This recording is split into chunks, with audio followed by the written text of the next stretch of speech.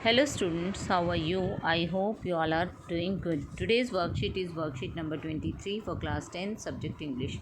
Let's start it. First flight, poem 2, Fire and Ice by Robert Frost. This worksheet is based on the poem Fire and Ice by Robert Frost. It's a very small poem but carrying the biggest meaning. बहुत ही छोटी सी poem है लेकिन बहुत बड़ा meaning आप कह सकते हैं कि इसके ज़रिए जो है पोइट ने मैसेज बहुत बड़ा कन्वे किया है। स्टेंजा 1 दिया गया है, some say the world will end in fire, some say in ice, from what I have tasted of desire I hold with those who favour fire. Stanza 1 में कहा गया है कि कुछ लोग कहते हैं कि ये विश्व जो है आग से ख़त्म हो जाएगा, कुछ लोग कहते हैं कि ये बर्फ़ से ख़त्म हो जाएगा। तो यहाँ पर आग और बर्फ़ को सिंबॉलिक लिया गया है।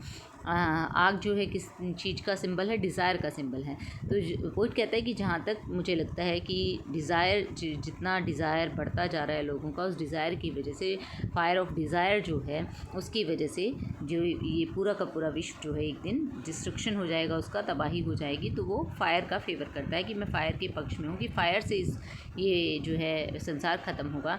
नेक्स्ट स्टेंजा में कहा गया, but if it had to perish twice I think I know enough of it to say that for destruction ice is also great and would suffice.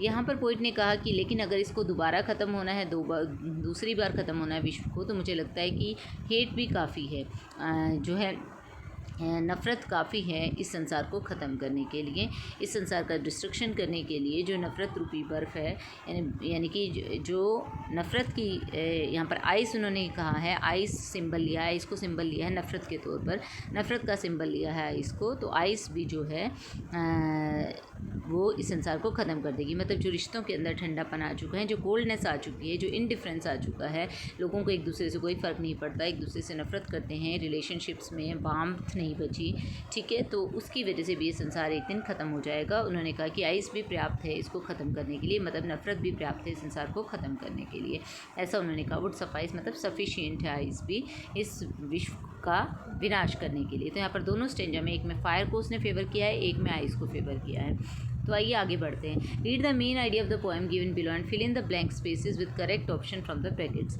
देखिए main idea of the poem दिया गया है नीचे और उसमें कुछ blanks दिए गए हैं, उन ब्लैंक्स को हमें फिल करना है और जो ऑप्शन दिए गए हैं वहाँ से फिल करते हुए इसको कंप्लीट करना है। The poem discusses how powerful dash can dash everything around us.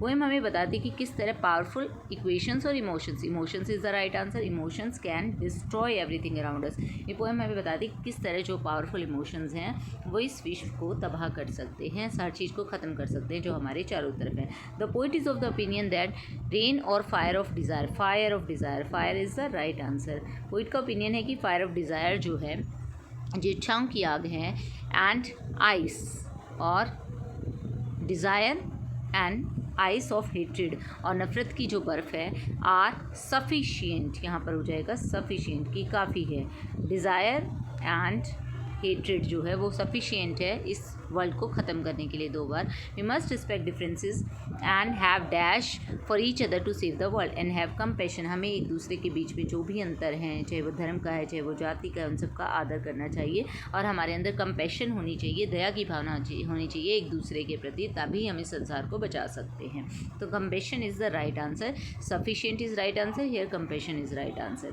Next question हमें दिया गया, identify the rhyming scheme from the underlined words in the poem given above. अब देखिए राइमिंग स्कीम पूछी गई है। राइमिंग स्कीम में हमने बताया था कि हमें लास्ट वर्ड जो है वो देखना होता है हर लाइन का। तो देखिए यहाँ पर फायर है तो इसको हम ए देते हैं, आइस को हम बी देते हैं, क्योंकि ये आपस में राइम नहीं हो रहे। फायर के साथ डिज़ायर राइम हो रहा है तो ये ए हो जाएगा, अगेन डिज़ायर के बाद फिर फायर आ रहा है तो ये ए हो जाएगा।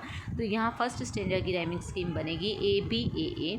और यहाँ पर देखिए उसके बाद आइस के साथ ट्वाइस जो है वो राइम कर रहा है तो ये हो जाएगा बी, एंड हेट क्योंकि फायर से अलग है और आइस से भी अलग है तो ये हो जाएगा सी।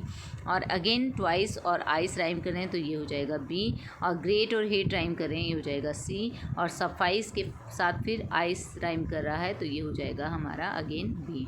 तो राइम स्कीम बनेगी A B C B C B, ठीक है, इस तरीके से बनेगी ए बी सी बी। अब ये देखिए A B C B C B B C P, ये आपकी यहाँ पर बन गई है। तो ऑप्शन जो सेकंड है हमारा वो correct answer option B, A B A B C B. आपने देखा यहाँ पर ए ए बी सी बी, इस तरीके से इसकी राइम स्कीम बनेगी।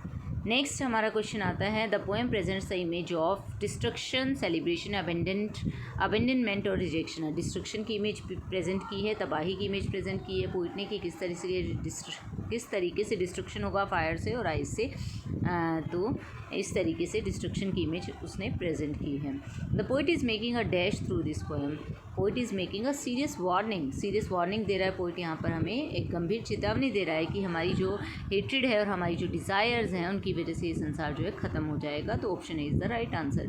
Ice in the second stanza denotes, ice किस चीज़ को डिनोट करता है जो सेकंड स्टेंजा में, इंटॉलरेंस को, अधैर्य जो है, अपैथी जो है, इनडिफरेंस आ जाएगा, किसी से कोई लेना देना नहीं होता, कोई फ़र्क नहीं पड़ता, हेट्रेड, नफरत, तो तीनों को ही प्रेजेंट करता है ice. All of this is the right answer.